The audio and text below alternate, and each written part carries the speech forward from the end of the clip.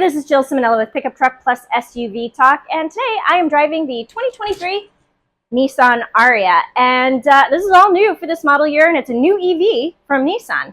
So what I'm going to do in this video is I'm going to tell you the 5 reasons why I think this is nearly a perfect EV SUV. Then I am going to tell you the one reason why it kind of pisses me off, and maybe I'll get into 1 or 2 things that I don't like about this vehicle. So let's take a closer look right now.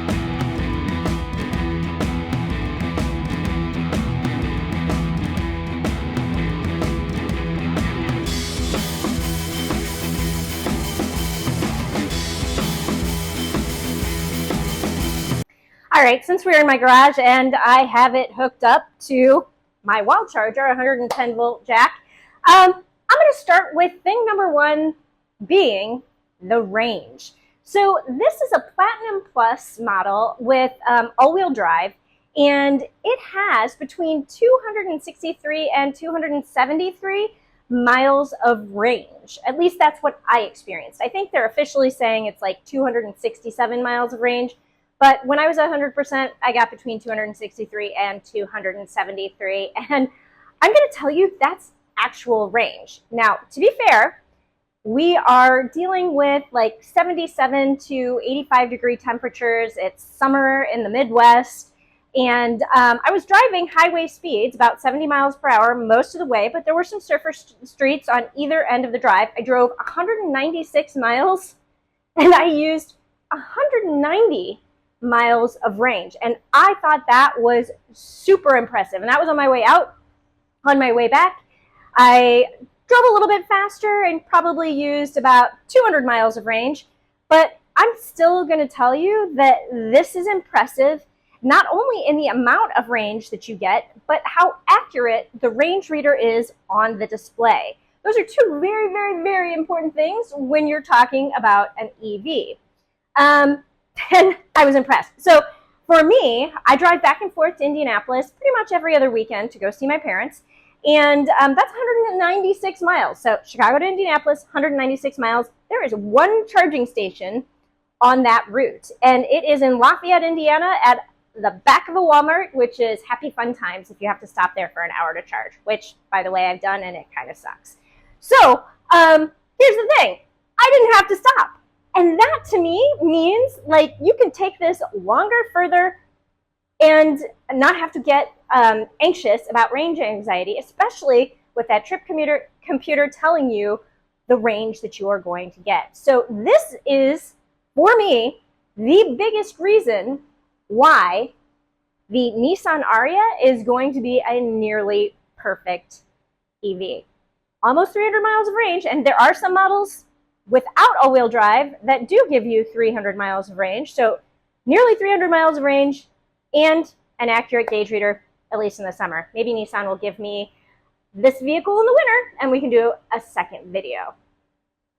I want to move to the interior of the Nissan Ariya to talk about the next couple of items that I think make this a really good EV. And let's just start with the design. I love the suede material on the dash. Again, this is a Platinum Plus model, so this probably isn't going to be on every version of the vehicle, but I love how this looks. I like this, a single piece of real estate for your digital display. I like how the steering wheel looks. I like the placement of the cup holders. I left those there on purpose so that you could see the placement of the cup holders, kind of out of the way, not messing with your gear shift at all, and just, out of the way, but still easy to reach. And they have a little flip thing that kind of holds something that's a little bit smaller in place. Now, I will say these are both like 21-ounce water bottles, and if you get any bigger than this, they're probably not going to fit, but Still like the location. I also really like the bronze colored accents, and living with these knot buttons. I like the way this looks, and the actual use of these buttons doesn't bother me. So let's turn it on and look at this for a second, because frankly, this is a part of the design as well, and I like that. So they've done a really good job with the real estate for the digital displays. And as I was pointing out, you know, when the vehicle was off, all of this stuff was just kind of flush with the, you know, the wood, and it was kind of non-colored. But now you turn the vehicle on and it's colored, and, you know, it is touch, so you can move up or down. But there's some haptic feedback that happens. So you don't have to give it a really hard push. It's just a little tap. And but there's haptic feedback. So even though you don't have a button, you can still feel what's going on in terms of when you're hitting the button. Now, one thing I didn't try.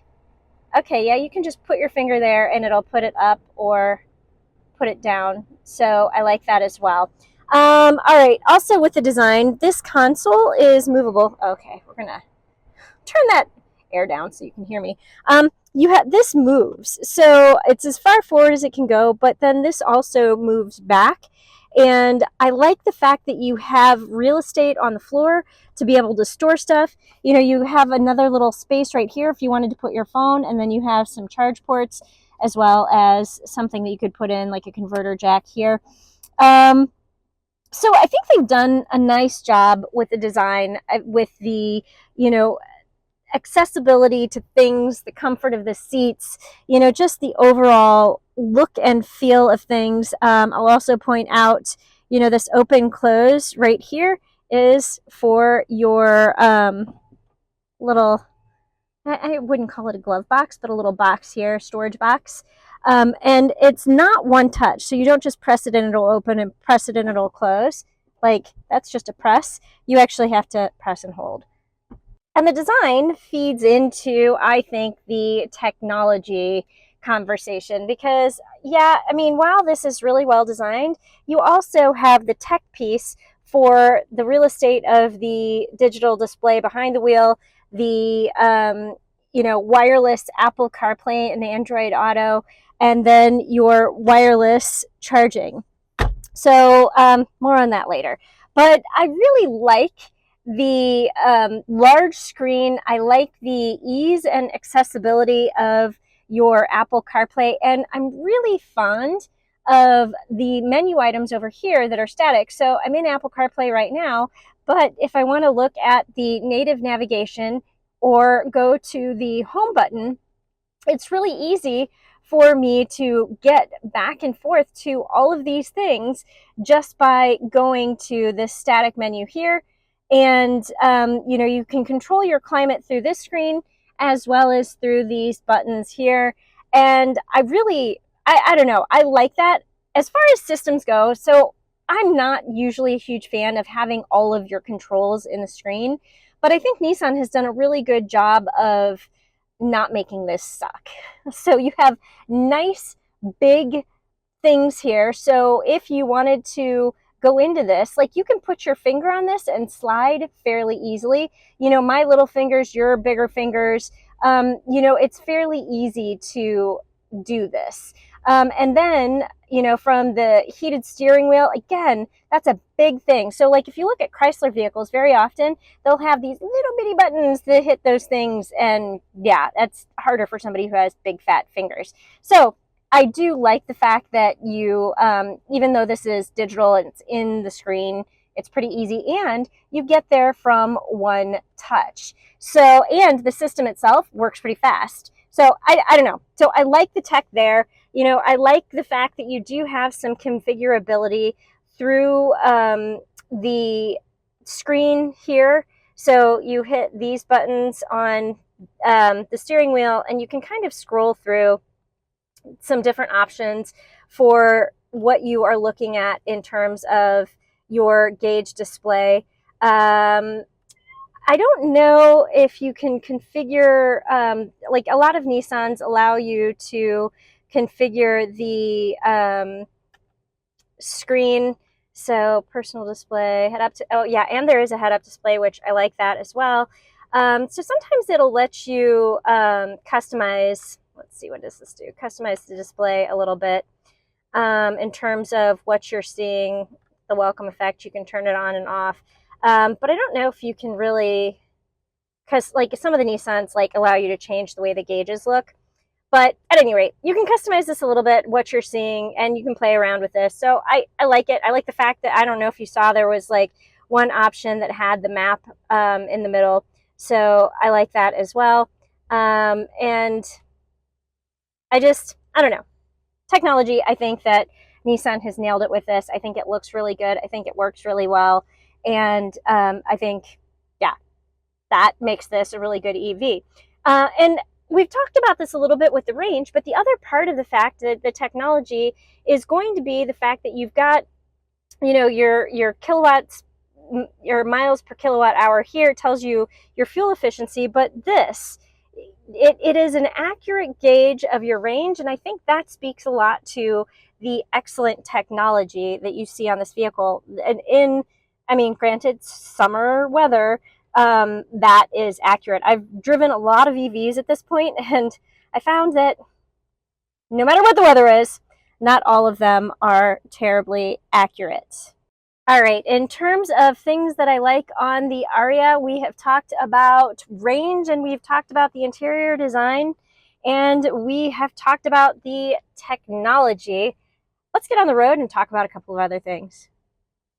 Now, another reason I think this is a near perfect EV is because of the fact that it is super comfortable. So in addition to having a really good driving position with excellent visibility out of all of the windows, these seats are some of the best seats that I think I've ever sat in. Nissan does a great job with its seat technology. They use zero gravity seats, and they hit you in all the right places with just the right amount of pressure. So from your butt to your obliques to your lumbar area, these seats just are comfortable. So the end result is you drive 3 hours, you get to your destination, and you get out, and you don't have any muscle aches or creaks or anything like that because the seats themselves are really good. So that makes this not only a really good EV, but just a really good SUV in general, really great, comfortable driving vehicle. And as somebody who drives on the road a lot for extended period of times, I definitely appreciate that. Certainly makes the list. All right, the final reason why I think that this is a near perfect EV, and well, frankly, just a near perfect vehicle, is going to be because of the all-new Pro Pilot Assist 2.0. So if you're familiar with Nissan, you've seen Pro Pilot Assist on other vehicles. It is adaptive cruise control and lane keep assist, and it is a hands-on system that just gives you a little of assistance while you are driving. Well, 2.0 allows you to take your hands off the wheel under certain driving conditions. So to activate the system, you press this button right here on the steering wheel, and you can see blind spot monitoring, forward collision assistance, and the lane keep assist. All of that stuff kind of just turns on. In order to actually turn the system on, so you've got the system on, but in order to activate it, you have to then hit this little set button, you push that down, and we're gonna pump this up for the speed. Oh, and it just turned blue. That means I can take my hands off the wheel. So it had set the speed at 20 miles per hour because that's kind of where I was at, but the speed limit is 55, so I'm just gonna go ahead and bump that up to 55. Okay, so initially I turned it on, and everything was green back here. That meant it was a hands-on system. But as soon as it kind of got, on and active, it realized, okay, I'm in an area on a highway that can be, that has been mapped, and I can go hands-free. So it turned blue, and now I can take my hands off the wheel. Now I'm going to keep my hands, on my lap, kind of at the ready in case I need to keep control. I'm keeping my eyes forward. There is a camera right here that is monitoring me to make sure I'm keeping my eyes forward. And then I've kind of got this foot right here hovering over the accelerator and brake pedals to, if I need to take control of the vehicle. So again, radar, cameras, lane keep assist, adaptive cruise control. I can take my hands off of the wheel, and it essentially just allows the vehicle to do all of the heavy lifting. I use this a lot going to and from Indianapolis. And here's what I found. At lower speeds, this is very steady. It works very well. It's amazing in stop and go traffic. I think that anybody who lives in a city or has to deal with rush hour traffic on a commute, you want a hands-free system like this, because it allows you to de-fatigue, and it takes a little bit of the stress off of your system. And if you're like me and you talk with your hands, you can do that easier. But I just. So keeping my hands at the ready, really. So I like it for that.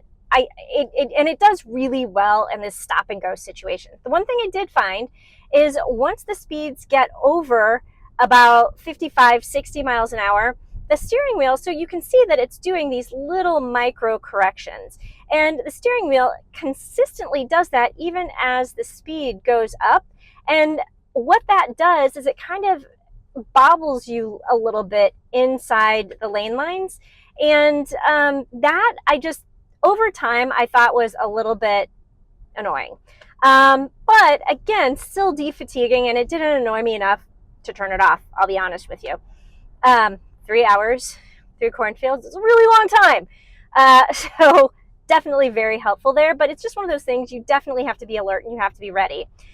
It automatically was turning off at times, and I couldn't understand why, and then I'd put my hands back on the steering wheel, and then it would turn blue again. So I hadn't quite figured out like what was going on in those instances. Maybe it, like here it's saying merging traffic ahead, watch out for merging vehicles. There's some vehicles that are getting ready to come onto the highway. So, maybe it was unsure of the lane lines, and so therefore it just wanted me to take control for a second. Maybe it was just doing a little check-in. Are you really paying attention? Let's verify here. But for whatever reason, it would turn off and turn on occasionally. And so it's just, I definitely had to be, paying attention. What else do I want to say about this? Yeah, so I don't know if you're familiar with Ford's Blue Cruise. This is very much like that. I would call this, even though they're saying Pro Pilot Assist 1.0 or 2.0, this is more of a 1.0 hands-free system.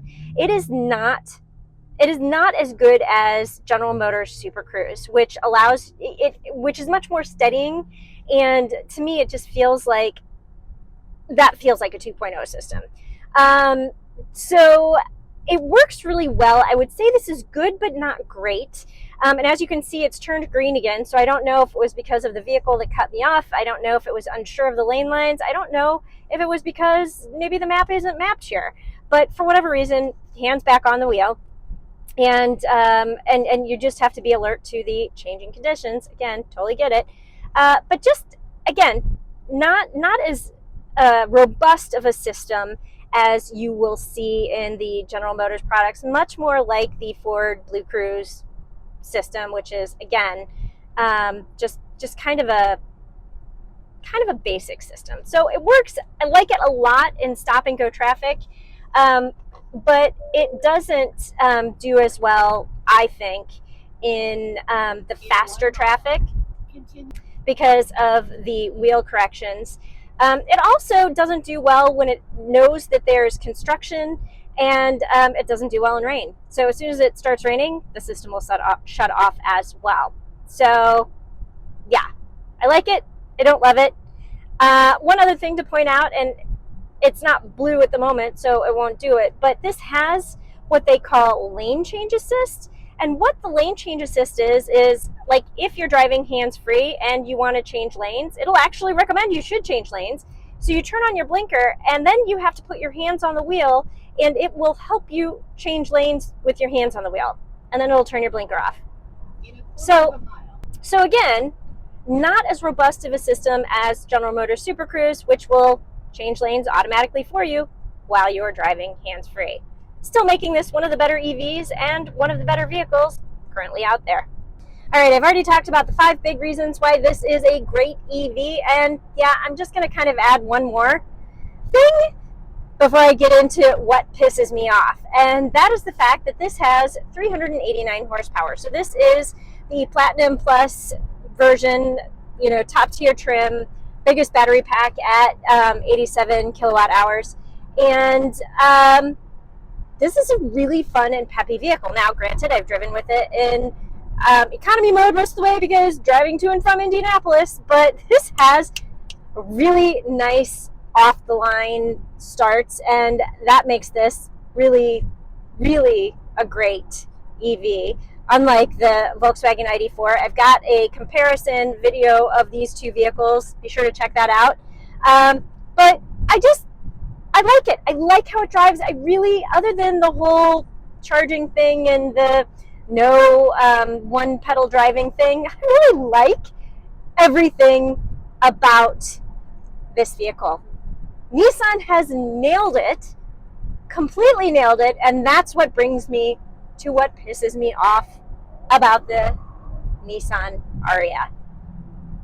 And that is the fact that they've really kind of undersold it and they've not given it the attention that it deserves. This is amazing.